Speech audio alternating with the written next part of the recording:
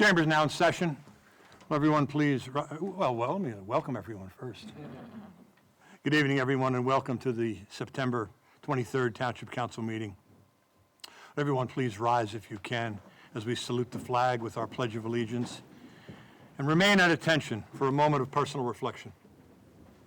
I pledge allegiance to the flag of the United States of America and to the republic for which it stands, one nation, under God, indivisible, with liberty and justice for all.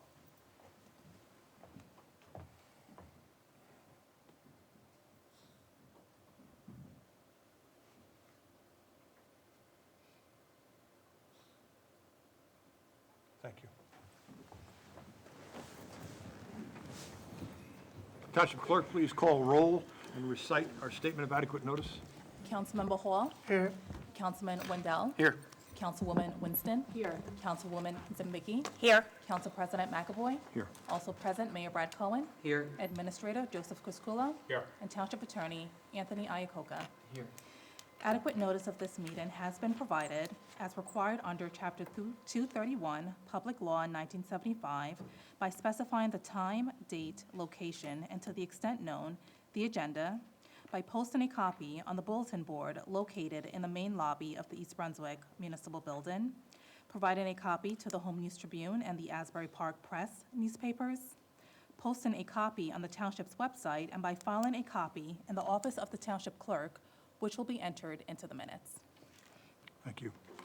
Council, you have before you Resolution 24-283, adopting the meeting minutes from our September 9th, 2024 meeting. May I have a motion to accept? Motion approved. Second. Second. Any correction or clarification from council? Seeing none, Township Clerk, please call roll.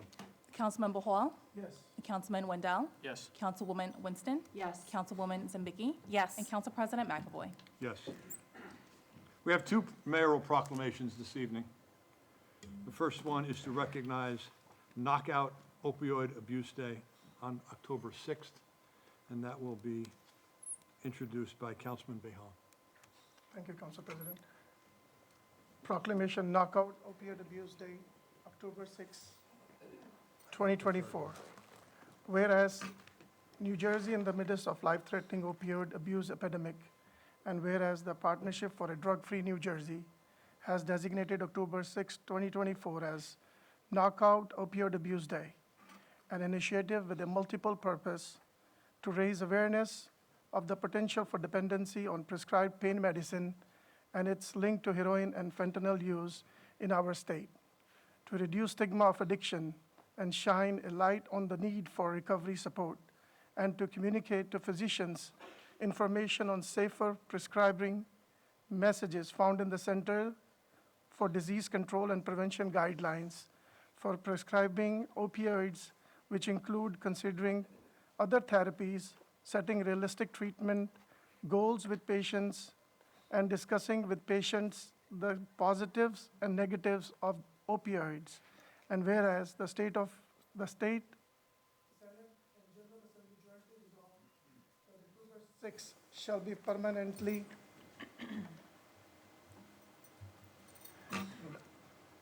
designated as Knockout Opioid Abuse Day in New Jersey in order to raise awareness about the dangers of and the link between prescription opioid misuses and heroin addiction, and to educate healthcare providers, community leaders, state lawmakers, and members of the public about the opioid abuse epidemic and its effects throughout the state of New Jersey and across the country. And whereas East Brunswick Township supports the initiative designed to raise awareness about opioid abuse in New Jersey and take steps to prevent addiction. Now therefore be it proclaimed that October 6, 2024 be recognized as Knockout Opioid Abuse Day in Township of East Brunswick, given under his hand and great seal of the Township of East Brunswick this 23rd day of September in the year 2024, Mayor Brad J. Cohen. Thank you. Thank you, Councilman Behal. Any comments from council? I'll make sure, Councilman Behal, I'll make sure that our Emergency Management Director gets that proclamation. Thank you very much for reading that. Thank you. Our second mayoral proclamation will be to proclaim October 14th through October 30th as Friends Book Sale Week by the East Brunswick East Brunswick Library.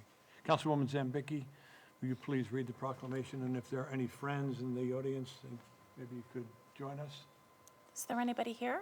All right, so you could So with just- your just permission, take- yeah, thank you. All right, good evening, everyone. Tonight's proclamation is honor of the 49th Annual Bargain Book Sale.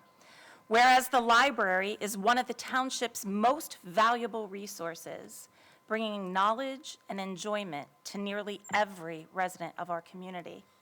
And whereas the Friends of the Library support the work of the East Brunswick Library through fundraising and other worthwhile programs.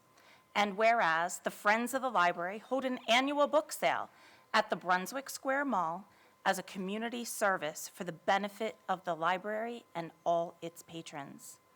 Now, therefore, it be proclaimed that Brad J. Cohen, Mayor of the Township of East Brunswick, do hereby proclaim October 14th through the 20th shall be known as Friends Book Sale Week within the community in order to recognize the enormous contribution made by the Friends of the Library and encourage participation to visit the book sale.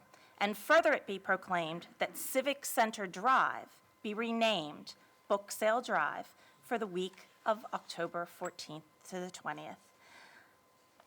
Thank you. And once again, any comments or from council? Eric Cohen, no. I do like the street sign thing. It's been something that we've been doing for quite some time now. And we like to bring attention to all types of events that are happening in town. And we have a special nameplate made for the road that circles this complex, and it's an honor. Our third proclamation, in recognition of Mr. Anthony Riccadelli, will be presented by Mayor Cohn. Mayor Cohn, please.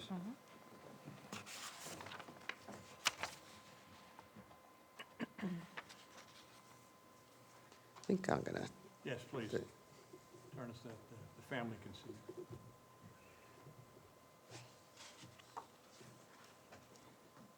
is that what most of you are here tonight for?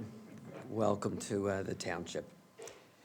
Going to read this proclamation into the minutes for this evening.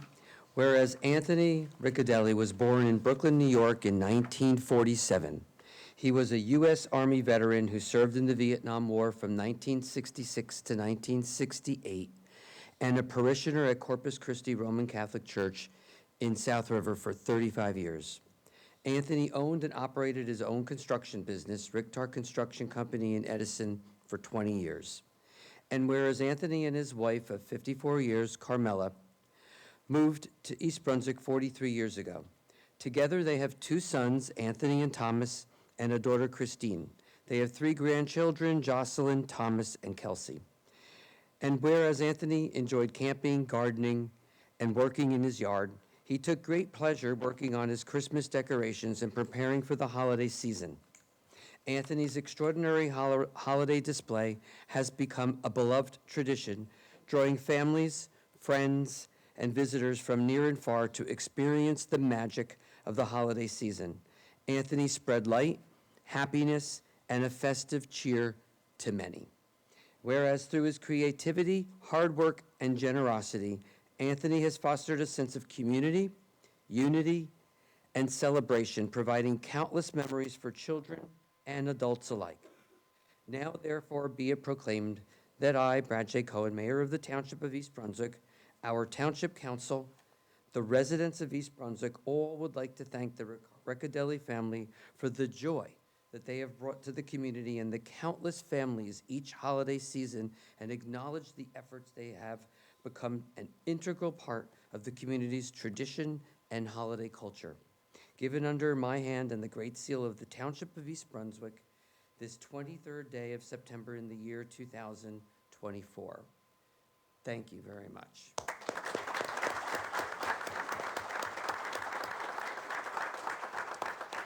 When I first took office 8 years ago now, I got a call from the Colop family. I don't know if many of you know, they own the Christmas decoration that's every year right out on Route 18, right by the Brunswick Square Mall.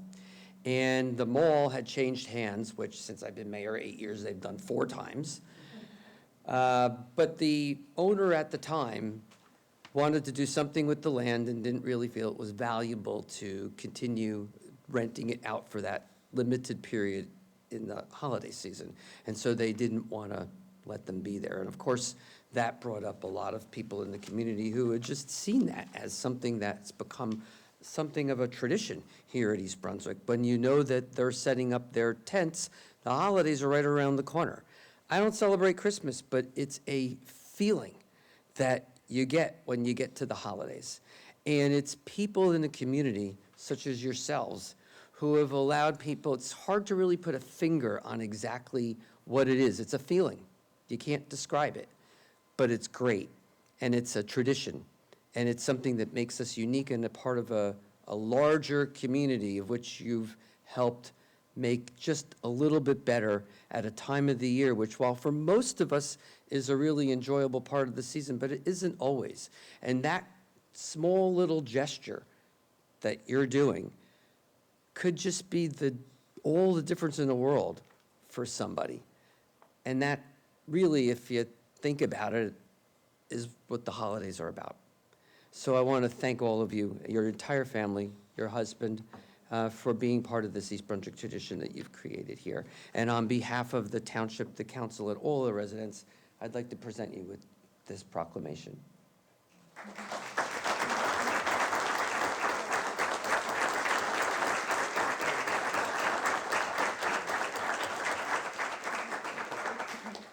Say something, certainly.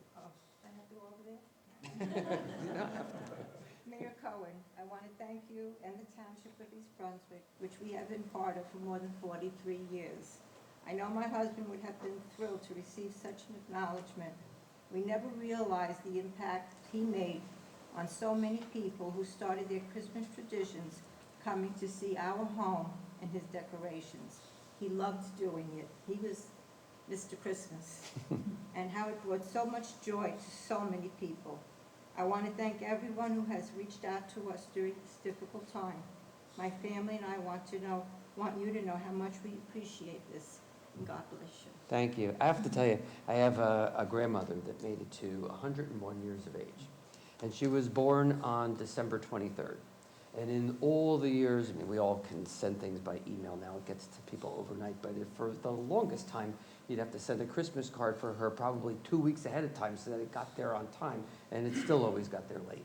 And she would remind me of that. But one of her most favorite things to do during the holiday season was for me to take her around in the car to look into everybody's homes with the Christmas trees and the lights and the decorations, because it's something that, as a Jewish individual, we don't do. We have our own traditions, but that's not one of them. And she loved that. And so I think that the recognition of what you're doing is something that goes beyond just religion or one culture or one group. It really touches everybody. It touched so many people. we never realized how many people it touched until after he passed. People on Facebook, how many people responded to my daughter will put it on Facebook. The cards I have received, people that I don't even know their names, but who poured out their heart to us about coming when they were young, and now they're bringing their children, and they came from out of state. Even though they moved out, they still came back. It's amazing how many lives he touched. God bless him. He was a good man, and he loved Christmas, and he loved his faith. Well, God bless you. Thank you. God bless you, too. Thank you so much.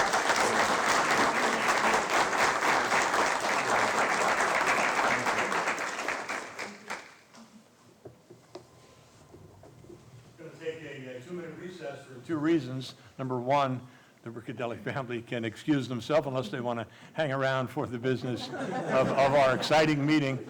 And I just tried to throw that out there as a joke because it is exciting to us and the people that we do represent. And by the same token, we have a tech department that has to set up for our presentation from the Department of Transportation. So 2-minute recess. Thank you.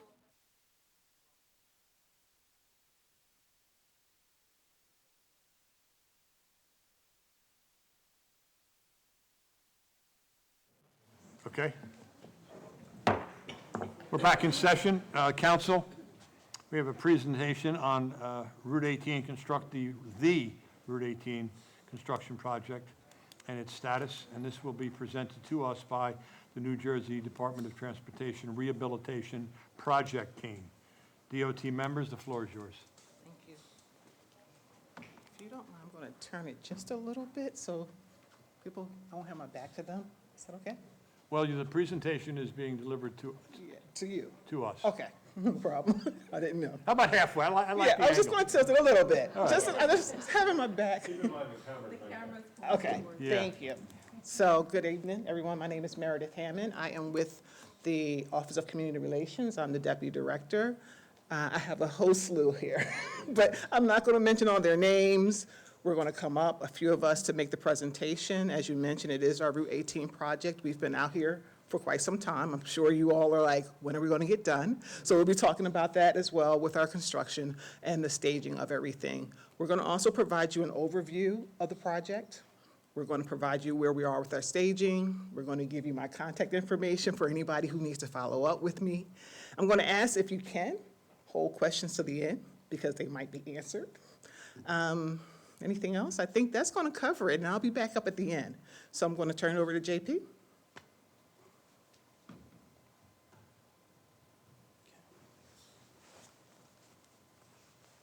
Thank you, Meredith. Good evening. My name is JP Revetier. I'm with HNTB Corporation. HNTB was the designer for the project for the DOT. Before we start getting into the current stage of the project and the traffic impacts and staging and all that, I'm just going to give a brief overview of the project and what it entails. So you can see from this map, this is just a very high-level view of the project limits. It starts at the southern end, just south of Ruse Lane, at about milepost 35.4 of Route 18. It extends 4 miles approximately to the north, just terminating just south of the Route 18 passing over the New Jersey Turnpike. Within those limits, some of the major intersections that it passes through are Ruse Lane, Granbury Road, Milltown Road, and Old Bridge Turnpike.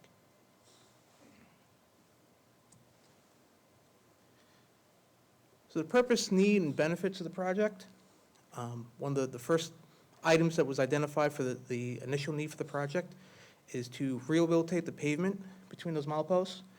So we have areas of the right lane and shoulder areas that were substandard pavement depth that will be repaired to full depth. The original use of the roadway was as a shoulder, and then at some point in time, it was converted to a lane, but it was still riding on a thinner pavement section. So those areas will be reconstructed to a full depth. In addition, the entire width of the roadway will be resurfaced by the end of the job. The project will also serve to alleviate drainage deficiencies and flooding. There are some areas of Route 18 in this corridor that were known as high incidence of flooding, and the improvements that we're going to institute by this project will help alleviate those sections. In addition, as I mentioned, the intersections that I mentioned before, as well as a few other ones that are within the corridor, are going to get safety and operation updates by having new traffic signals put in to current standards, as well as new lighting at those intersections. We're also going to be improving pedestrian connectivity in that there are sections of existing sidewalk that are not up to ADA code. Those will be upgraded to ADA compliance code. And we also had missing sections of sidewalk throughout the corridor, that those sections will be completed now to improve connectivity throughout the corridor. As a result of primarily the drainage work that we're doing with this project, there were many utility conflicts. As I mentioned, it's all new drainage through here, new crossings of Route 18 with new drainage pipe. So that necessitated relocations of several utilities. Primary to those utility relocations, we have a 24-inch PS&G gas main that's being relocated pretty much throughout the entire corridor in this area. There's also the 12-inch water main for East Brunswick.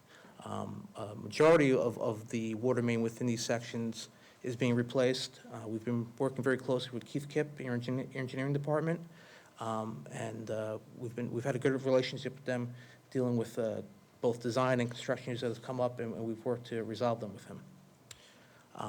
Lastly, I want to mention on here, as it relates to utilities, we have some sporadic Verizon fiber optic duct bank relocations. Again, just spot places where we need to relocate the fiber because it conflicts with some type of underground drainage feature that we're putting with the project.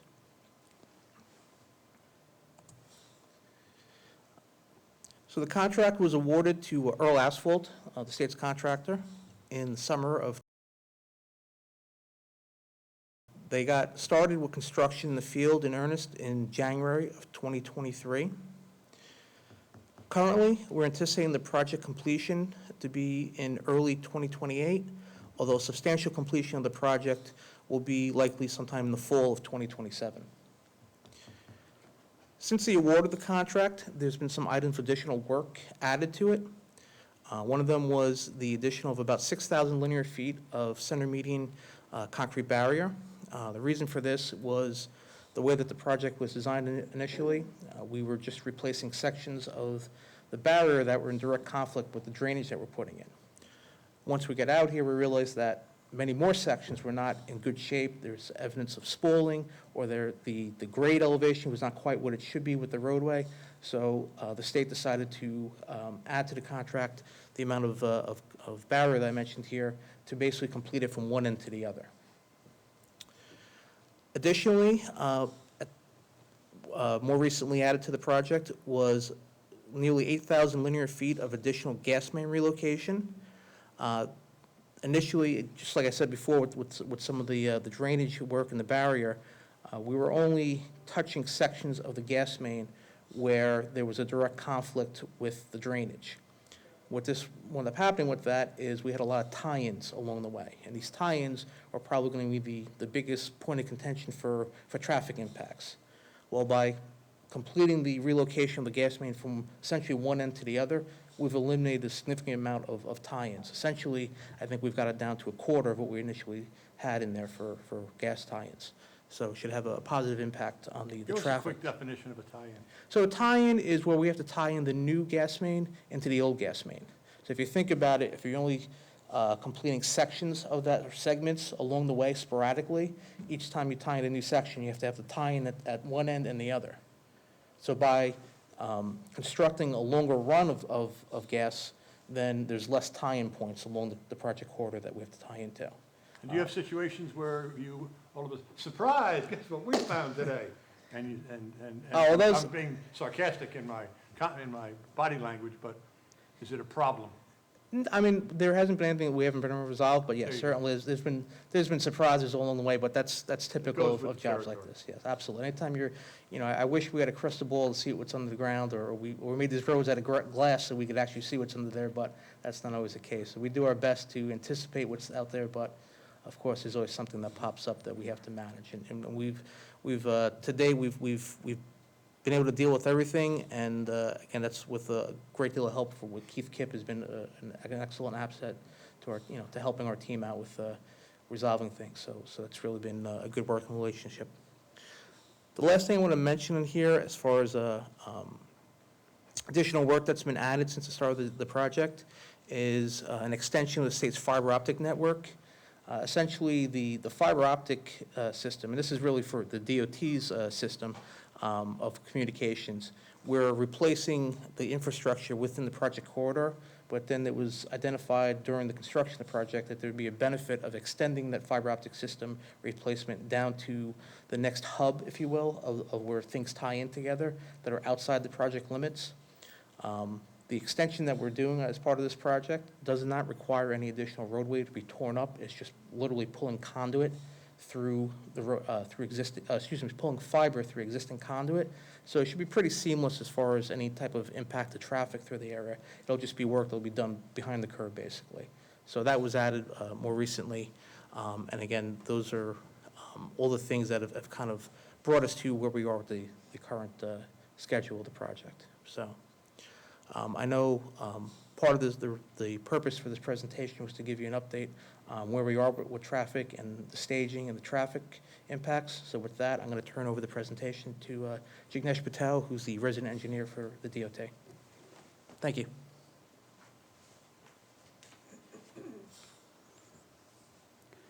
Good evening, everyone. My name is Jignesh Patel, resident engineer from the New Jersey Department of Transportation, and I'm a representative from the department and handling the whole job, the Route 18. I'm responsible for the oversight, the work, what the contractor does for the lane closure, whatever the business have any issue or any complaints, I'm the person who's dealing with it. So tonight, I'm going to give you a little bit update for the project, how it's going. As you can see, the contract was awarded on summer 2022, and today we are in 2024, so almost it's 2 years is gone. And work is being done in constant speed, day and night, on both sides of the Route 18 within a project limit. Since this project limit is 4.5 mile, which is just south of the Turnpike Bridge, to all of just south of the Rouge Lane. So that's the 4.5 mile of the project limit. The updates, current staging is, you can see is northbound right lane. It's from the Iker Avenue to Arthur Street, which is closed right now. And northbound left lane closed, Racetrack Road to the southern limit, somewhere around by the Gusto Grill is. Another closure on southbound side, it's the left lane closure, Iker Avenue to Cindy Way. That's staging just done on a week ago. So this is our current situation. The proposed long-term traffic pattern, it's just south of the Racetrack Road to all the way up to the Conrail Bridge, which is Iker Avenue. And we are setting up the left lane closure with permanent barrier curb on both sides. And as you can see, it's like a 2 yellow, which is our 24-inch gas main tie-in, which is like our old existing gas main to the new gas main. And that's gonna happen sometimes in next summer, 2025. And the timing for the tie-in is the Friday night, 10 p.m. to Monday morning, 5 a.m. That's going to be around the clock, the operation. And Route 18 southbound at that time is only one lane open to the traffic. So proposed long-term traffic pattern, the work area is set up in median, and northbound, southbound, 2 lanes going to be maintained during the daytime. The detour within the project corridor, the plans are already set up, the detour plans for the specific any street closure. So this is a gas main tie-in, the time schedule. That's going to be in a weekend closure, 9:30 or 10 o'clock Friday to 5 a.m. Monday morning. And maximum, there was a 12 closure over the 4 years period. Seasonally restricted to occur between April to October. And Route 18 southbound to Grot Lane, 15-minute slowdown and full stops. They may occur maybe 12 a.m. to 4 a.m. It's as needed basis. It's not required all the time. This is final condition, 3 lanes plus the little bit shoulder on southbound side. 3 lanes, final resurfacing. This is a picture of the gas main, aerial photographs for the median from the south Titus Lane to somewhere in the Highland Street. Water main ongoing, the drainage structure, the fiber optics line somewhere here. This is the fiber optics line relocation, new drainage structure. This is somewhere around the Racetrack Road. Brand new, the water main for the township.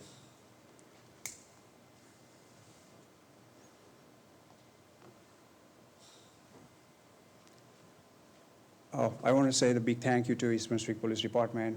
In the last 2 years, I mean, we have several emergency on the job site, and their quick response on the job site and make the situation like a safe for the motorists and for the citizens. So I want to thank to Police Department of the East Brunswick. Any questions for the Meredith? Now back to you. We're going to turn it back over to you all. If you have any questions, like I said, I have a whole team here to answer any of your questions or concerns. And if you don't, we will always be around to answer all questions and concerns. Joe definitely knows my email address. We were told a four-year project.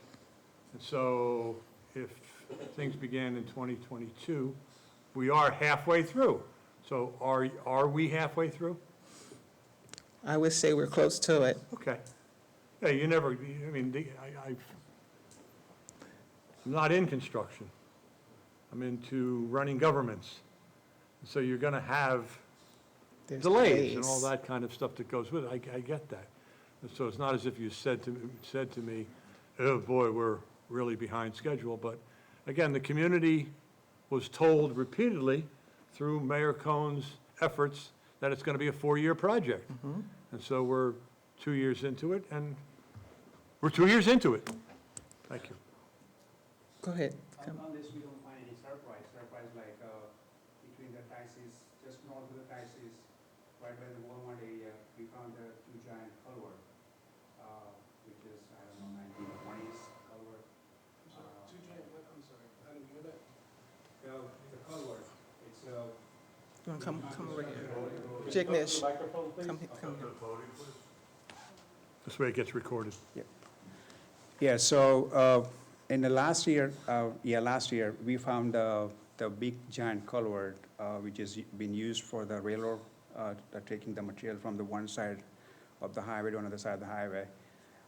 The structure was around like 18 feet wide, 16 feet tall, concrete structure, 2.5 feet wide, the concrete wall. And there was no indication in the plans, and nobody knows, no state never knew that the structure is there. Thanks to Keith Kipp from the Township engineer, I mean, he gave us the plans, and it shows into the plan, 1927's plans of the Route 18 construction. So, Right. yeah, that was a surprise, big surprise. Big surprise. Yep. I like your facial expressions. You know, you got to deal with it. Yes, yeah. So, yeah, we try to stick at 4 years, but unless we find no more of the surprises, then, yeah. We No will more look at- surprise. Yeah. Yep, thank you. Didn't know Keith was working here in 1927. Right. He looks good for a guy. Yes, please. Well, you referred earlier to shutdowns and 15-minute shutdowns and slowdowns. Was that referring to the entire northbound or southbound stretch, or just specific lanes? Just this weekend. Okay, thank you. And those closure is, it's not like is planned. Sometimes like the contractor needs like moving some big the equipments or big materials or big giant structures from the one place to another place.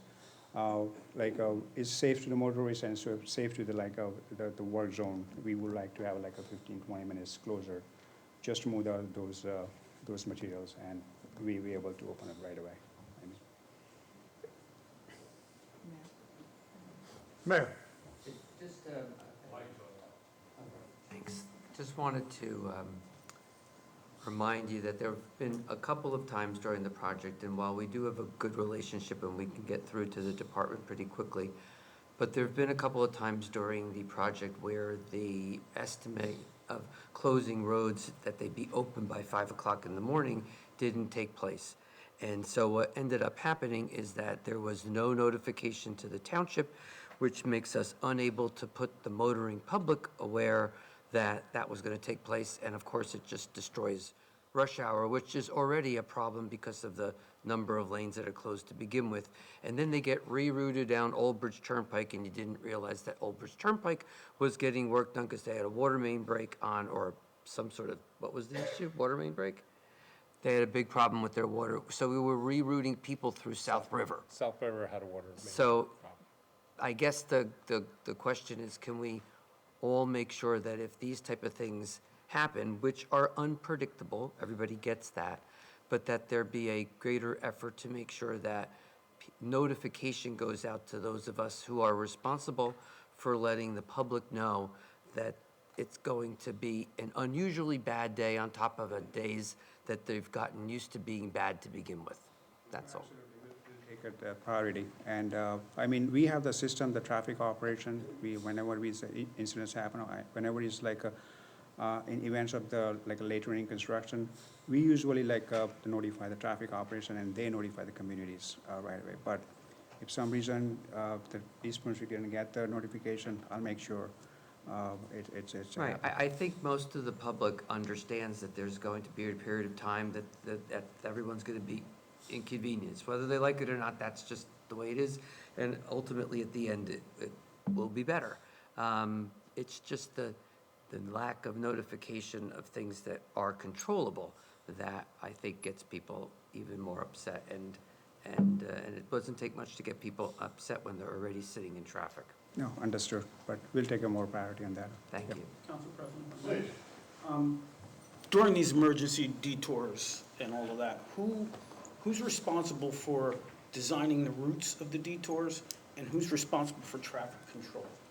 I know it can ideally put a strain on our police department during certain shifts in these emergency situations. Yes, it's happening in the past. Whenever the emergency occur, I mean, the first response is done by the East Brunswick, the police.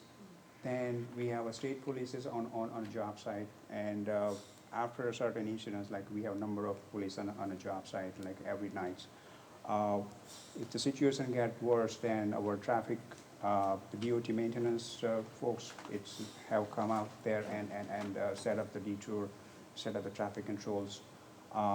And then we have the emergency office management, they also come out and notify the people. So, yes. But who Also, determines the routes? Contractor is also responsible for the set up the detour and the traffic control, yes. But I mean, there's no traffic engineer that designs the detour route or anything? Most of the time, I mean, we have in the plans, all the detour is set by the designers. So usually, like whenever we have the Texas Lane closure or the Milltown Road closure or any site is closure, the beauty of the project, we have the Old Beach Turnpike and Summer Hill Road is a parallel to the Route 18. So we usually shift the traffic on both roads. But yes, contractor is more responsible for the setup, the traffic control, plus our DOT maintenance people is going to be there, and they also set up the detours And should you need East Brunswick Police to assist with detours, are we billing either the contractor or the state for the hours of those officers as we would on a normal traffic job? I don't know. That's probably like the strength and. Chief, do you know the answer to that? I do. Sorry. So there had been a problem in the past. We had after an action plan when there was a major incident that had happened on the highway. As a result of that, we identified some deficiencies. State Police is handling the work zone. It has nothing to do with us. We pointed out to the engineering department to come up with a plan, and we divided it into sections of the highway. We didn't. We asked them to do that so that there's an immediate plan. So the unforeseen circumstances is usually an unmarked gas line that's been hit. But it's been problematic where we pretty much tie up our entire police force to set down a major highway in our town. So we've relied on establishing a further relationship with the New Jersey State Police, saying that we'll do it temporarily, but you have to deploy people. And that's something that we've worked on. Hopefully those plans are in place so they can move quickly. And then as long as the State Police honors that agreement to bring in extra road troopers so that we can alleviate our personnel, that would be helpful. Thank you. Okay. Thank you, Chief. Thank you as well. I'm good. Okay, we're good. Let's Can- move on. Can this proposal or this, presentation here be forwarded via email to? Sure. Already done, sorry. It is? All right. Yep. Meredith, I'd like to thank you personally for setting this up. I didn't realize you're bringing a busload of people. I would have charged you per person. but we appreciate you coming out and you're working with the community and Keith and Dan in the water sewer department. I know our water guys know you pretty well as well, so thank you very much for your cooperation. Thank you. I will move on to our reports section. Mayor Cohen? Thank you, Council President. A couple things. First, I just want to remind everybody that on October 6th, Sunday, will be East Brunswick Day. I forget what number it is now, 6th or 7th, but let's pray for good weather. But it's a great opportunity for people to come out, look at the different businesses that have opportunities to show what they do. A lot of our township organizations, the schools, the township's departments, all are on display.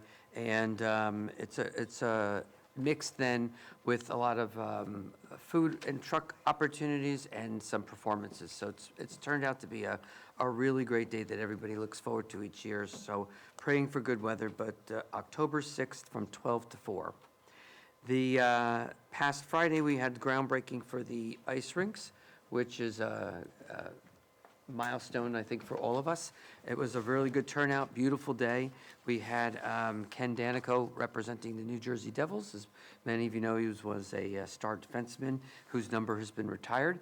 And all of the streets, as many of you may know or may not know, in the Legacy Project are named for the 5 New Jersey Devils players whose numbers have been retired. So that's all of the names of the streets. So they were very thrilled to be part of our opening ceremony, and we're hoping that they continue to be involved with youth hockey here in East Brunswick. It is something that I know they tend to promote as a team. The opening for the cricket field is expected to occur sometime next month in October. So those are 2 big projects that we've been working on that, at least at this point, are now coming to fruition. Fourth, you may have read that there's a lot, I've seen it on Facebook and in the Patch and some other, and in TAP, about the new restaurants that have been coming into the township. And I think that it's part of a bigger picture, and the reason why we were so intent on making sure that redevelopment was done the right way on the highway, that if you turn the properties that had been so poorly performing into nice mixed-use communities where there's individuals and people living there that are able to enjoy and utilize these mixed-use live, work, play type of environments, it will have a multiplier effect on the highway and brings in higher level retail and higher level opportunities for restaurants and retailers to come into the township. You've seen Mid-State Mall upgrade what they're doing in terms of committing to refinishing, bringing in new stores, doing a new facelift essentially to the whole project with charging stations and if you've seen some of the retailers that are coming into that complex, all higher end type of retailers that are replacing some of those that are going out of business. Our role in government is not to control business. That is not our role. Our role is to create the environment that allows businesses to come in and thrive. And that's what we're doing. And starting to see some of these new restaurants come in just is more evidence that that is exactly what is starting to happen. And some of these haven't even been built yet. So I do think that there's a lot of good things that are happening, all sort of crystallizing at the same time. And it's not that it just happened by accident that way. I look at it like a skillet with corn kernels. You've been heating a bunch of things all at the same time. It's just amazing they all seem to be popping at once, but that's because there's been a lot of work being done behind the scenes for the last 8 years to get us to that point. And now it's kind of exciting to see some of these things take off. So I'm really happy about where we are, and I think it's exciting to be looking forward in the next year or two to see some really eye-popping changes to the commercial corridor that most of us, especially you guys that are kind of young here, have never seen any real retail at all your entire life in the Route 18 corridor that we see as Loman's and where the Wonder Bread factory used to be there. It's been blighted and empty your entire life. And to see that turn around now, I think is very exciting. So that's my report. Thank you, sir. Our business administrator, Mr. Crisculo. Yes, I just was asked by the Department of Public Works to review some items regarding garbage collection. Number one, the garbage cans are owned by the township, not by the resident. We've had one or two residents moved, and guess what they did? They took the garbage can. So we are going to be reaching out to the realtors and so on in town. We're going to be contacting the two previous owners of those households, and if they don't return them, we will be filing a report for death of property. It's clearly marked on the can that the cans are the property of the Township of East Brunswick. So just wanted to get out there. I know it's hard to believe, but people have been taking the large garbage cans, and they're not cheap. And they're the property of the township and the taxpayer of East Brunswick. So I just wanted to kind of get that out there. Bulk is picked up on Thursdays and Fridays. Most likely, if you called in today, you actually could get a pickup on Friday for standard bulk items. Metal is a different story. Metal gets recycled. So it's on a 3-week cycle. I know over the summer, there was some extremely large items, pool heaters and stuff like that, that filled up the trucks, and we were delayed by about 2.5 months. We're back on schedule. There were some complaints about refrigerators. People forget that the refrigerant in refrigerators has to be recaptured before we can turn it over to a recycling program. So there's 3 different types of bulk pickup. Standard bulk, your dressers, your couches, mattresses and box springs have to be put in bags for the safety of the operators of the vehicles, bed bugs, and so on. The bags are a standard item now in Lowe's, Home Depot, Walmart, Amazon, and in every community, they require that if you're going to pick it up. If you get a new mattress delivered to your house, guess what? It's triple bagged in a thick bag. So they will not pick those up unless they're bagged. So a lot of times, people have them out. We'll get a call to the office. They didn't pick up my mattress. I say, is it in a bag? And they're like, oh yeah, the lady told me to do that and I didn't do it. I said, well, bag it, we'll get you back on the list. Also, branches are a separate collection. They get recycled, get chipped. Our goal is to keep things out of the dump, okay? So anything that could be recycled, we will. Anything that metal, which can be recovered and kept out of the landfill, is all good for us as humans. So I ask for people to cooperate with that, and please don't take the garbage cans. Thank you very much. Our Township Attorney, Mr. Iacocca. I have one item on the consent agenda. There's resolution number 24-286 regarding the bus contract extension. I have a modification to one of the whereas provisions. So I'd like to pull it and modify it at the consent agenda. That's all, thank you. Will do. Thank you. Township Clerk, Ms. Lawful. Just 2 small items. So the general election will be held on November 5th. If you are not registered to vote, October 15th will be the last day to do so. The Middlesex County Board of Elections office will be open until 9 p.m. to accept new applications. Their office is located at 26B Kennedy Boulevard in East Brunswick. Also, the mail-in of mail-in ballots commenced on Saturday, September 21st. For those who have received their mail-in ballots or will be receiving their mail-in ballots, as a friendly reminder, there are 3 ways to return your ballot. You can submit it via the U.S. Postal Service. You can drop it off at the Board of Elections, once again located at 26B Kennedy Boulevard in East Brunswick. Or you can drop it off at the drop box located conveniently within our municipal complex by our municipal court and our police station parking lot. That's all I have to report. Thank you. Council members, any committee or board reports? Councilwoman Zambicki? Yep, thank you. The Rec and Parks Advisory Board met last week for the first time since summer. Some good news to report, Crystal Springs, which is one of our utility funds, which means it has to be self-supported, had a great season, making more money than it did the year prior, which is good news. Also, our day camps in East Brunswick have thrived. They are back to post-COVID numbers, and families enjoy the new options that have been given. So there's options where you could do 2 weeks and different smaller camps, and that really has been successful.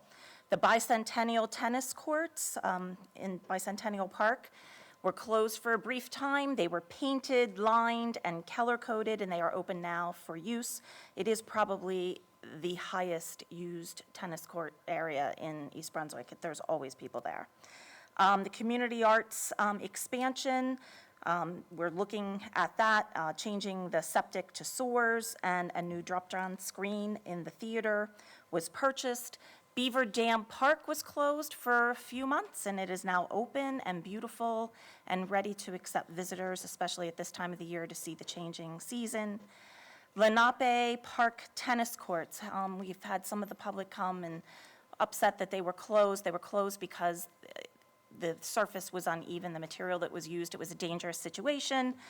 Our folks here in East Brunswick went and removed the mats that were there, and I was really happy to hear, talk about recycling, they were repurposed for backstops at the baseball fields, which is pretty awesome. They did do some minor repair of the tennis courts, and they are usable, but we do need to look at a long-term solution for that. And the Office of Aging is booming. Again, more members. They have record membership.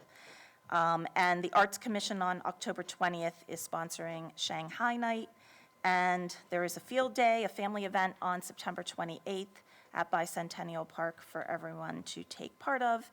And last, we had our 9/11 ceremony, tied with 2 days of community service that the rec department was highly involved in, and they did a beautiful job. It was a very moving ceremony, and I want to thank the rec department for all of their work, because clearly this was a really busy summer for them. So thank you.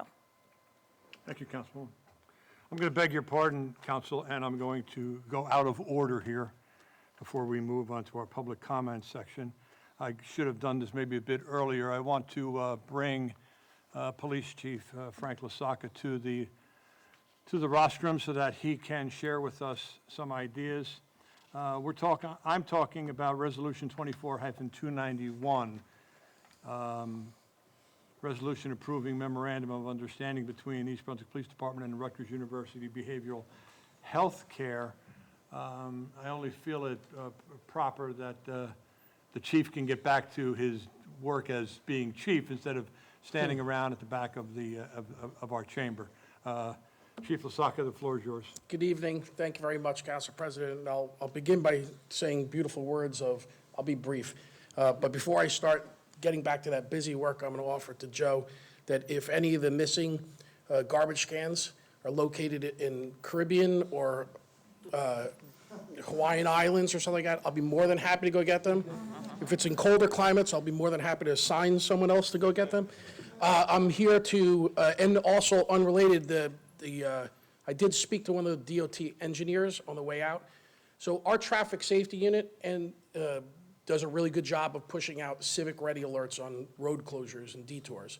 When something unforeseen happens, as Councilman Wendell said, our station commander will push those things out. When it comes to the DOT project, a lot of times we don't know those things are happening, so they update their people. What I've explained to them is if they notify us, we'll just put a simple canned response saying there's a detour and visit the DOT website without getting into the greater details because we don't want to be inaccurate. We'll just refer them so you know something's going on. I explained that to them, so hopefully they'll start doing that. I am here to speak about Resolution 291. This is also known as the Arrive Together program, which is something that Attorney General Matthew Placken started. It's in the state of New Jersey. And here in Middlesex County, we had 5 towns that were serving the Arrive Together program, which included New Brunswick, Highland Park, Edison, Woodbridge, and Piscataway. Those 5 towns joined. They did that with the complete and utter endorsement and support of this program of our county prosecutor, Yolanda Ciccone. I've spoken with her. I've spoken with the chiefs of those towns, and the program is extremely successful. So I've elected to get some colleagues together. And in addition to those towns on the northern side that have a joint agreement, South Brunswick and Plainsboro had an agreement. So I joined forces with them, or about to, with your approval tonight. And we're going to join in with them. I've recruited from South River, Chief Tinnigan, and Chief Owens from Cranberry. And they're going to join, so now there'll be 5 on the southern side of towns. And basically, the Arrive Together program is, we refer to it as a co-responder. I chose to wear this uniform because this is what we refer to as a soft uniform. So the officers that are assigned to this program have to be CIT trained, which is crisis intervention training. I went to it myself years ago. Incredible training, which is a higher degree of mental health response training by police. And in the class, it's co-taught with police officers that learn mental health response, and then mental health professionals that learn the police response. And it's a good collaborative course. In order to be a Arrive Together officer, you do need that course. We do have plenty of people that fit that bill. They actually will dress in soft uniform like I am. They'll operate an unmarked vehicle, and they'll be with a behavioral health or mental health professional from Rutgers University Behavioral Health Unit. We're obligated to have one of our officers assigned to that program throughout the week. Our partner agencies will cover the other times. So we're really only responsible for one, but on those other days when we don't have someone, those other towns will be here. So they'll basically be cross-sworn by the county prosecutor to go to all 5 of those towns. They're going to respond to active calls involving a mental health crisis, and when there is none, which a lot of times there's not, thankfully, they'll do much-needed work that is just not happening in our community, which is follow-up. Follow-up on the visits of people, mental health consumers that are in need, to see if they're still in crisis or if they're on their meds or doing various things that they do. It's been very successful. Some quick facts from December of '21 till August of this year. Statewide, there was over 4,700 calls for service, and here in Middlesex County, there was 296. And that's just with those 5 towns, and then 7 total, but we're going to increase that number. We have over 413,000 people in Middlesex County, so we're going to be part of that program in Middlesex County in those towns. And it's very important to reach people in need, and this is a great way of doing it. And that's what I just wanted to explain when you saw the resolution, that it's a pretty important thing. Any questions? Thank you, Chief. You're welcome.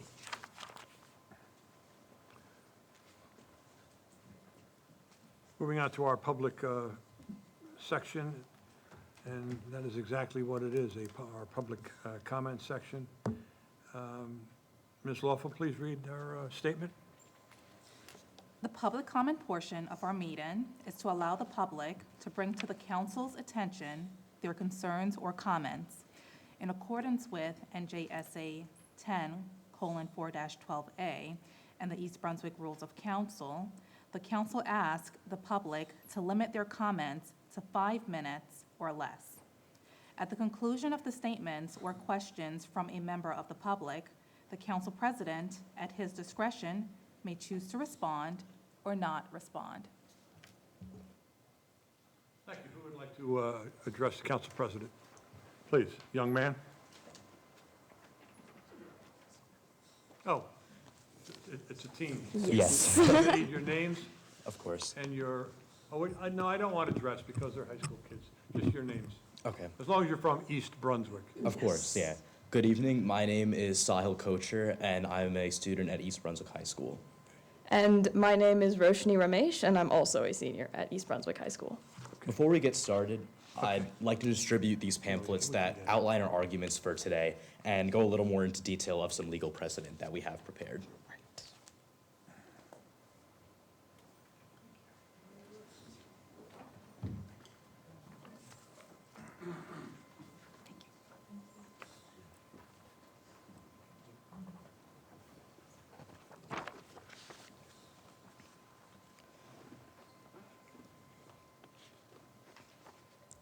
Today, us, along with a group of other students, have come to discuss the possibility of lowering the voting age of Board of Education elections in our township to 16 years old. Throughout the past 9 months, we have built public support.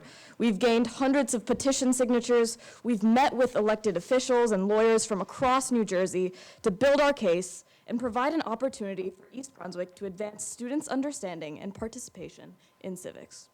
Allowing 16 and 17-year-olds to participate in Board of Education elections will build lifelong habits of civic engagement.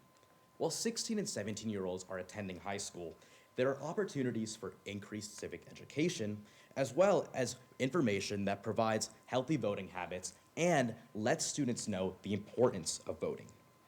16-year-olds have already shown increased interest in politics.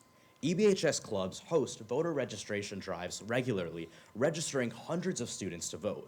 There are clubs that exist that account for both political parties and have discussed the idea of bringing students to town council meetings and Board of Education meetings in order for them to stay informed.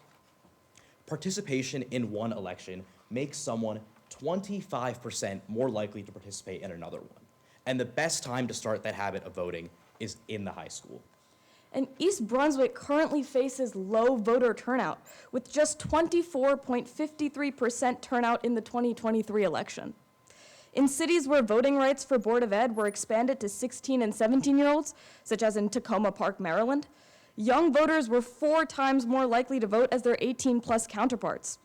Furthermore, 16-year-old voting provides an opportunity for increased voter turnout among their parents and 18-plus citizens. When children of voting age live at home, their parents are 2.8 percentage points more likely to vote. And since 16 and 17-year-olds tend to live with their parents, voting would encourage their parents to vote and increase voter turnout in already enfranchised populations. While we've established that allowing 16-year-olds to vote in Board of Education elections can be beneficial, we do understand that there still exist concerns regarding the qualifications to vote among this age group. However, evidence suggests that 16-year-olds possess the cognitive ability and the civic knowledge required to vote. Voting relies on a process known as cold cognition, which is a process that draws on logical reasoning abilities. Cold cognition matures by age 16 and does not improve as one gets older. Furthermore, a study that had gone over the capacities related to voting, such as civic knowledge, found no significant difference between people who were under 18 and people who were over 18. And while some may argue that voting rights shouldn't be granted until 18, which is the legal age of majority, precedent already exists that grants legal rights separate from the age of majority. Such examples of this would be the drinking age or the driving age. It's crucial to understand the required age based on the merits of the activity in question. Since 16-year-olds have the cognitive development necessary to make decisions for Board of Education, they deserve to vote on it. While we've established the policy benefits of a reduction of the voting age, there still remains underlying questions about the legality of passing such an ordinance. However, provisions in the New Jersey Constitution and other state laws allow for a reduction in the voting age and give townships the home rule to be able to anticipate that. Furthermore, Title 19, the election statute, does not list being under 18 as a criterion for not being able to vote. And the New Jersey Constitution grants affirmative rights to anyone who is 18 and older, but does not prohibit anyone younger from voting. Further, the New Jersey Supreme Court has provided precedent to permit expansions of power that are not expressly prohibited by the state constitution in Gangamy v. Berry. The New Jersey Constitution and state election laws do not expressly state that the New Jersey state legislature determines the age for local races. The NJ Constitution also grants home rule to local municipalities, allowing the township to interpret statutes in favor of the existence of local power to deal with local needs and to grant to local government broad general powers. Your time has expired. Thank you. Thank you. Thank you. Anyone else wish to address the council president?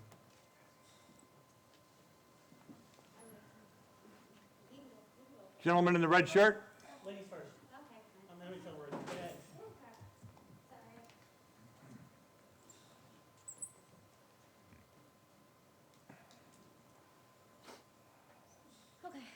So, Name and good address, evening. please. Maria Powers. I reside in Piscataway, however, I am working in East Brunswick right now. What's the address in Piscataway? 290 River Road. 290 River Road, thank you. Okay, so, go ahead. Yeah. I am here today to express my deep concern about the ongoing cat hoarding situation in your town. I believe it's a significant animal welfare issue that requires immediate attention. I would like to know if there's any plans to address your hoarding situation in East Brunswick. I know of at least 3 cases, one of who I'm dealing with right now that has over 200 cats, now down to 50 due to nobody stepping in but myself. The cat hoarding situation is not only cruelty, it issues also a public health concern. Overcrowding conditions can lead to disease and nuisance problem. I urge you guys to please figure out a solution and a plan to stop the hoarding in your town. I know of 2 other cases, as I said before. I propose the town implement stricter rules on pet ownership, also stricter rules on an ACO officer coming to visit the premises and not documenting that they came to visit or following up, as the town is not followed up on a hoarding situation I am dealing with.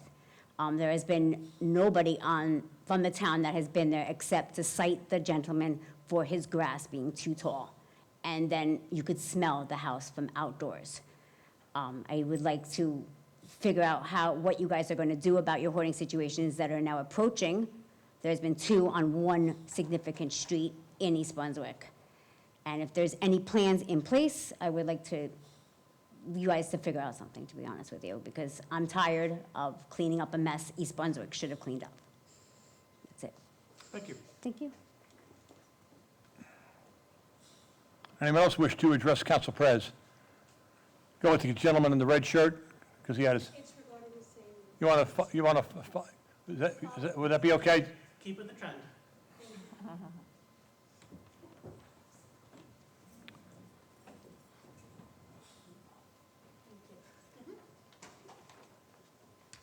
Good evening.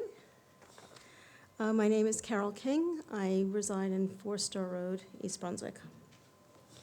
Council President McAvoy, members of the Town Council, and Mayor Cohen, I've been a resident of East Brunswick for 29 years, during which time I've raised all 4 of my children. I've always been a proud resident and was proud to reside in a very supportive and wonderful town. 6 years ago, my youngest daughter and I started volunteering with a local cat rescue. We were amazed at how many cats and kittens were brought into the rescues because, like many of you, tonight, we never really saw cats wandering around in the open. But then we realized that cats are very good at hiding from view and typically come out only at night or when no one is around. When COVID hit in March of 2020, shelters shut down, spay-neuter clinics were closed, and rescues became overwhelmed. In June of 2020, I decided to form my own nonprofit rescue, King's Pride Kitten Rescue, to help manage the exploding feral cat population. Just after we started, the East Brunswick Animal Control Officer brought us 3 separate litters, totaling 13 kittens, taken from various properties around town. These kittens were ultimately adopted out when they were old enough. In 4.5 years, we've taken in over 160 kittens and TNR'd approximately 30 cats. With winters becoming milder, more kittens are being born earlier in the spring and later into the winter. This year, we didn't have a break. We started taking in newborns in March, even though we still had kittens that were born before the new year. By the end of May, we were already at capacity. In July, we were alerted by the organization East Brunswick TNR to a hoarding situation in town. Although we already were at capacity, we took 6 kittens from that house. That pushed us beyond our limits. Just want you to know that we're very small, as in myself and my husband, and the odd foster. So there are a lot of kittens for us to handle. Now, to address the feral situation, I know many residents who feed feral cats. They confide in me because they know I run a rescue and they're asking for help. Although we don't directly handle TNR, we refer them to TNR organizations so that the adult cats can be trapped, vaccinated, and neutered. We take in the kittens to adopt them into loving homes. However, residents often complain that when they call animal control, they're told there's nothing that can be done or they just don't feed the cats. But the cats aren't going anywhere. They're going to find food, whether it's in cat food in a bowl, a rodent, a bird. If left unfixed, they will continue to multiply, leading to a growing public health issue. Currently, the municipal code broadly states that if you feed them, you own them, which requires the feeder to license every cat they feed. This discourages people from asking for help, and many are afraid to let the town or their neighbors know that they're feeding feral cats. Some even bring the cats into their homes, where the cats continue to multiply. The homeowners often don't know how to get help, or they can't afford to neuter all the cats, worsening the problem and leading to hoarding situations. This may be one of the reasons why many residents aren't aware that there's a feral cat problem, because no one talks about it, or those who feed cats are afraid to admit it. A couple of weeks ago, through social media, I was alerted to another hoarding situation in East Brunswick, separate from the one we helped with in July, which is the one that Maria had just mentioned. I've heard several hoarding situations are going on at the same time in our town. I was disappointed to learn that according to a comment by the Township of East Brunswick, which was later deleted, authorities were aware of this particular house, yet no one from the town contacted us for help. The ACO in 2020 knew that we existed. Why weren't we asked by the township to help in these situations? Is it because acknowledging the issue would be admitting there's a problem? When is doing nothing an option? I know that Lindsay Margosian has been very instrumental in trying to get a TNR ordinance passed in East Brunswick. If such an ordinance existed, residents wouldn't be afraid to ask for help.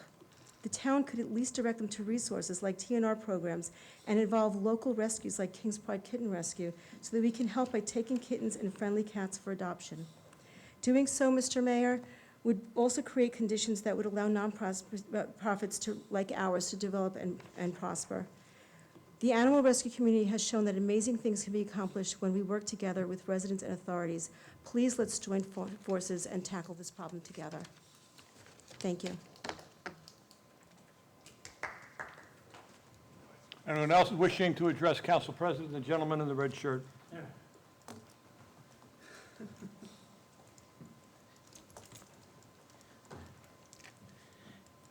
Good evening, Council. Name's Alexander Spielman. I am the second Vice Chair of the East Brunswick Republican Municipal Committee. My address is 6 Douglas Road. I am come to the Council to address a concern that I've learned as recently. We have reached out to EBTV and to other organizations about the nature of having a debate. As we know, we do have a debate historically for council and mayoral races, and I have been informed that apparently we are not doing one this year. I am very displeased to hear that, especially since we do have a three-way race when it comes to the mayor. We have, obviously, Regine DeMarzo, who's the Republican. We have Mayor Brett Cohen, the Democrat. And we also have Dr. Ajika Gunja, who's running as an independent. The fact that we don't have a regular forum for this is very disturbing, considering sometimes this might be the only time that the residents will be able to hear these people, hear candidates outside of regular outside activities like East Brunswick Day, County Fair, things like that. But it's one of the ones that is held by the town itself. When we asked DBTV about this, they were saying that they were changed from being under the library to being under administration, and that they didn't want to be political, which is beyond the idea of this. It's not about being political, it's about being informed. We want to make sure that the residents of this town are accurately informed about the different policies that which potential candidates have. And not having one deprives individuals of having a full understanding of what's going on and alternative viewpoints. So, thank you.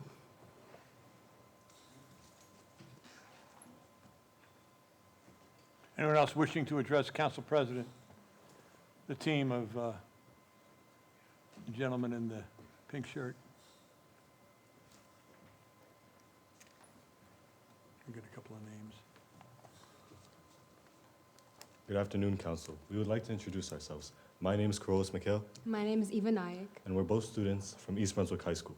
To continue off of what Saha and Roshini just earlier said, there is established precedent within the New Jersey Supreme Court providing the permit of expansions of power that are not expressly prohibited by the state constitution in Gangamy v. Berry. The New Jersey Constitution and state election laws do not expressly state that the New Jersey State Legislature determines the age for local races.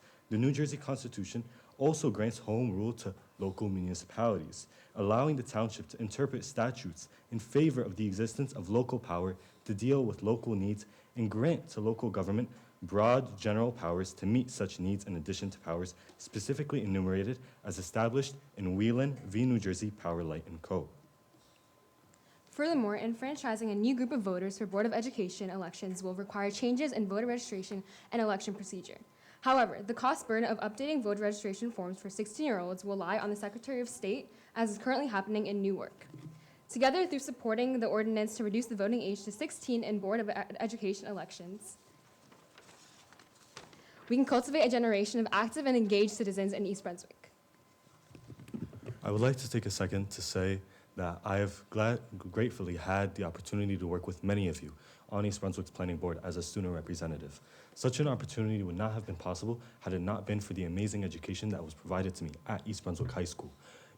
I'm not the only person who has such aspirations, not only to enter the political field, but to represent my political ideologies and help and give back to my community. Several hundred other students here in East Brunswick High School share the exact same ideology, with over 5 clubs and organizations from the high school alone being directly correlated to the political field and stance. By allowing the youth to vote in these local board elections, you would be providing students with the initiative to grow in civic virtue and to allow themselves to express themselves in a way which has been expressed not only in Newark, but also in areas such as Maryland and beyond. It's revolutionary, and yes, it is scary. However, it truly does bring civic virtue within the youth to another level. Thank you for your time. Thank you.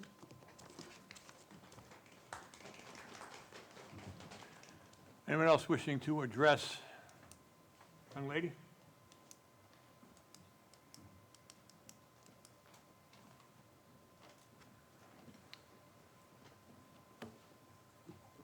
Hello, my name is Kavya Shah, and I'm a junior at East Brunswick High School. I don't have a speech, but basically continuing off of what they said, these are policies and people that directly affect the students at East Brunswick, and I think it's only fair that we get to vote on these policies. I mean, we spend most of our days at school. We obviously care about our education and what goes on there. We have students here that would like to vote in the Board of Education elections. We have a whole school full of students who would like to vote in these elections because we are very politically involved, and we're always encouraged at school to, be civic-minded, and we're always reminded of our civic duty. At lunch, we always have people that are, encouraging us to vote. So I think that this would be a great place to start our civic journey by voting in kind of what affects us directly. So, thank you.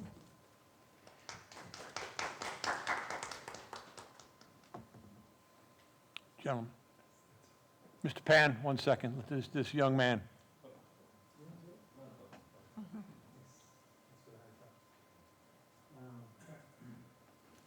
Thank you. Dave Chan, 1 Jason Drive, East Brunswick. I want to come up here to show my support to Sahil Rashini and the gang of Youth Voice in Action. I support this Vote 16 EB initiative. I think it's a great idea to empower and franchise our youth. That's a great way to maintain the greatness of EB, right? If we empower our youth and they can push the town into the future. I want to say I had the honor of working with the team. We recently, with my org, AAPI of East Brunswick, held a great voter registration event at the Kihi bubble tea shop, and we registered over 70 plus voters. So they're out there doing the great work, they're organized, and they are mature even at their young age. So I don't think their youthfulness should be held against them in this initiative. And another reason why I think they offer a lot is the unique perspective that they have as current students. So they're in it in terms of any votes for BOE initiatives, and they can actually provide ideas or perspectives that we don't have. So in closing, I would just say, rhetorical question. Have y'all heard the words, the terms sus, skibbity, or sigma? Asking you guys? You guys have? Okay.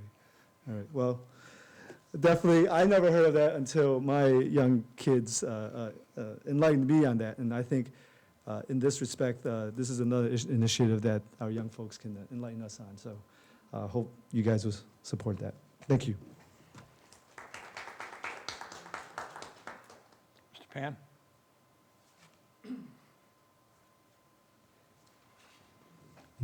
Hi, good evening, everyone. Wilbur Pan, 223 Milltown Road.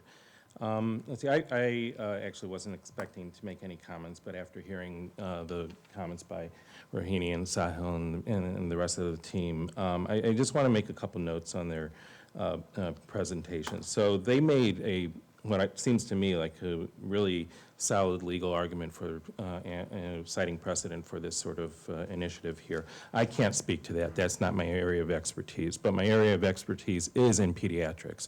And as a pediatrician, I do want to note that the data that they support in regards to the cognitive ability of 16-year-olds to make decisions such as voting in a board of election is absolutely solid, and the data completely supports where they're coming from. What often happens, though, and I'll note this, is that when data is presented that doesn't really line up with a person's worldview, and I see this in medicine all the time, a usual reaction is, well, okay, fine, that's good for them. Maybe that's good for the folks in Maryland, but it doesn't apply here. And so there's a couple thoughts that I had in mind to localize the data that was presented by Rohini and Sahil and the team. So first of all, we all know what the students at East Brunswick High School are capable of doing. Just from a class perspective, the variety of AP courses that they take, including AP courses in things like history, social sciences, economics, all of these things that you would expect people to be engaged in terms of voting for a Board of Ed election. That proves that this, intellectually the students can handle the material. Many activities such as Model UN and a whole host of others that I know that are at the high school shows that these students have the sophistication to vote on these sorts of matters. So if the thought is that, well, these are good things for other parts of the country but not us, I really highly doubt that the case can be made for that. But the biggest thing is that by voting, the students will have skin in the game. And one of the things that I think we all can agree on is that we want a strong school system in East Brunswick. We've always been known for that. Education is the #2 thing up there on the seal, right? So having engaged voters, including the students, strengthens the school system, and that's great for our town. And finally, we don't have to reinvent the wheel here. This has been done other places. We have models that we can draw from. And I think we fully have the talent to be able to do that. So with all of that, from my perspective, as a physician, as a pediatrician, I'm completely in support of this initiative. Thanks for your time.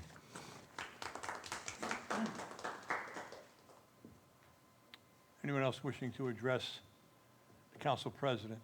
Gentleman in the back.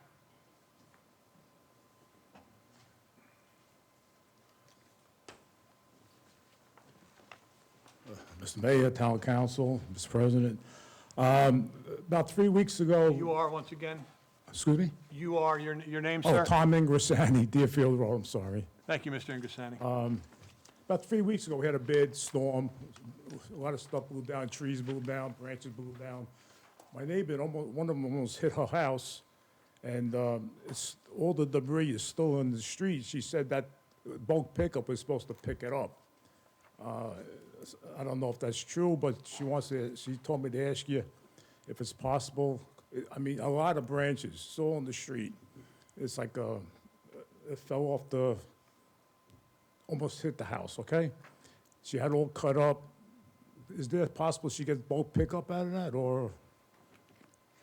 As I stated in the beginning of the meeting, you have to call and schedule it. Yeah, she Come did. to the property, and it's once every 4 weeks. It's a third, it would be the third week in the month. So if she was on the list, they would have recovered it already. So she's got to call over to DPW and get on the list, and it got to be in 4-foot lengths, right? Not greater than 50 pounds, and they'll come up and get them. Well, I'm talking, it's a big branches that fell down, so it's more than 150 pounds, but it's all cut up. So, Well, individually, they can't be. So if it was, you know, that might be on the, we pick up branches. We don't pick up, you know, tree trunks. Right. So there's a little bit different. well, if it's anything, it's on East Brunswick property, Where was basically. it? Mr. Ingressani, where was the tree? It's. In her it's on- front yard? It's on the front yard, but on, you know, the ones that the township usually plants.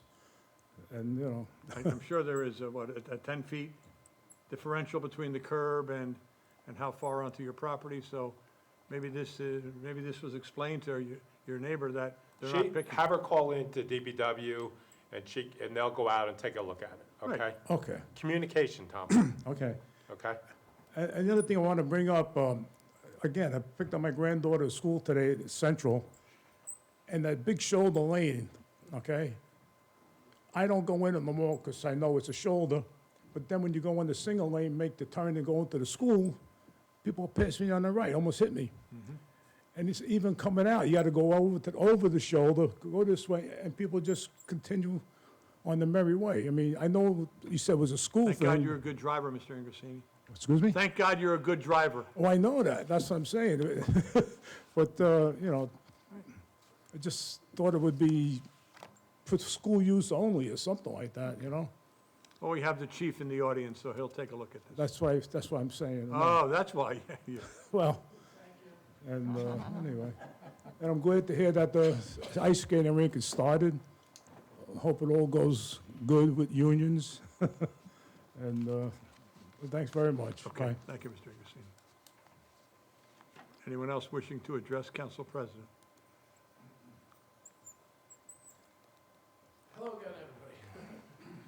Frank Lasacco, Chief of Police, representing the Township of East Brunswick and the Police Department. One of the things I forgot to mention is and I've said this to each of you, I think, individually and collectively. My job, while difficult sometimes, is amazing because of the hard work of the men and women of this police department.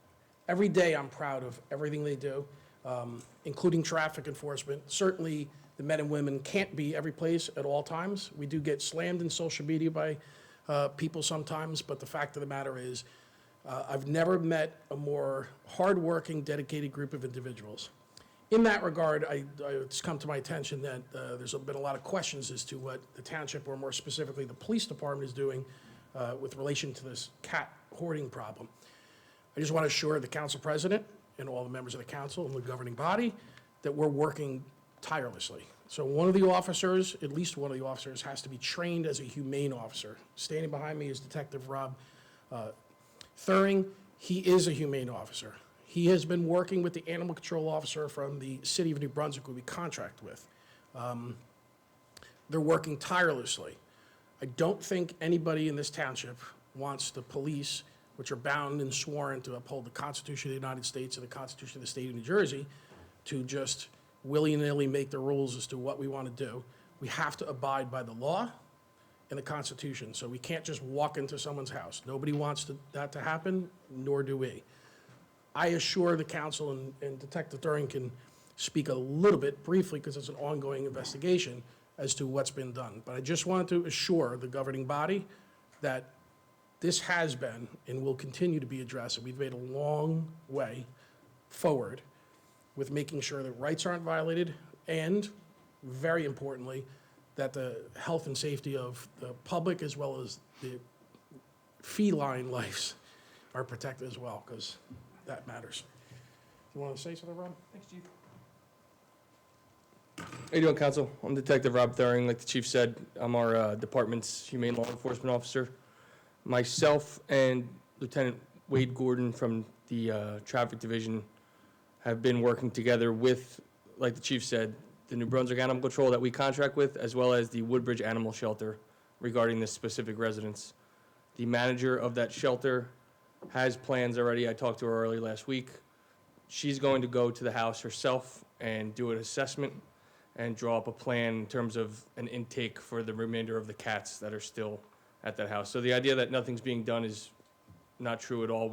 We are working, like the Chief said, as police, we can't just go into the house. The individual that lives there does not want us there.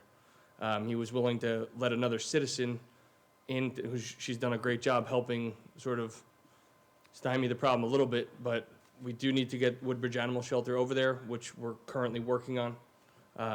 It's just a matter of her getting in touch with the homeowner and him agreeing to meet with her. We can be there if she'd like. We don't have to be there. I told her he's more likely to speak with her if she can go there and do her own assessment. Once that's done, then a plan will be drawn up to withdraw those cats and get them into the proper locations. Thank you. Bottom line, it's a police matter. End of story. Thank you, Chief. Thank you. Take care, Council. Officer.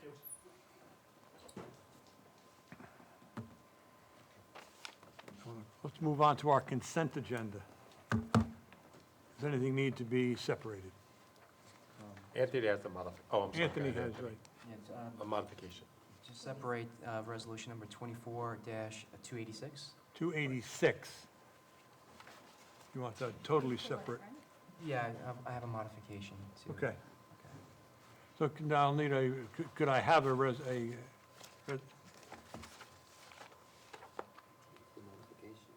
Oh, he's going to go over it. need a motion for 24-284 through 24-285 through 24-287 over to 24-293.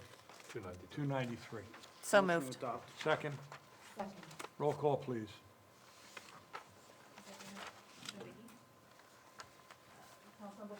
Yes. Councilman Wendell? Yes. Councilwoman Winston? Yes. Councilwoman Zambicki? Yes. And Council President McAvoy. Yes. Resolution 24-286, may I have a motion?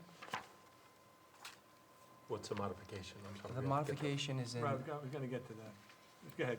All right, Go so ahead. the modification is in the third whereas. Wishes to extend needs to be replaced with extended. And I'll give the modification to Ms. Lawful. That's it. So it's one word. We're going to delete wishes to extend, and we're Okay. going to replace it with extended. And that's 24-286? That's correct. Motion approved. Second? Second. Roll call, please. Councilmember Hall? Yes.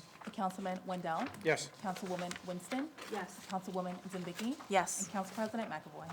Yes. We have 5 new ordinances. First up, ordinance 24-24. Township Clerk, please read.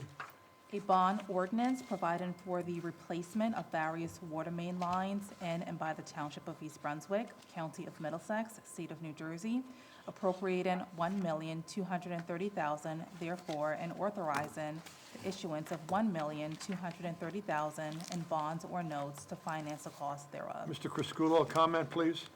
Yes, as you know, we've been trying to keep up with the water infrastructure in the town. As in our presentation tonight, we're replacing a huge water line down the highway. As we go through different sections of towns, doing our road paving, we've come across water lines that needed to be replaced. And part of this is any lead goosenecks that we run into is required by state law for us to change that and to change the service. So we'll continue on with doing that as required by law. Motion to accept? So moved. Second? Second. Roll call, please. Councilmember Hall? Yes. Councilman Wendell? Yes. Councilwoman Winston? Yes. Councilwoman Zambicki? Yes. And Council President McAvoy. Yes, before I move to 24-25, our high school students, you guys you can excuse yourself. Unless you want to sit, that's a different story. Ordinance 24-25, Township Clerk, please read. A bond ordinance providing for road repaving in and by the Township of East Brunswick, County of Middlesex, State of New Jersey, appropriating $2,105,000 therefore, and authorizing the issuance of $2 million in bonds or notes to finance the cost thereof. Motion, please. Motion approved. Second. Second. Roll call, please. Councilmember Hall? Yes.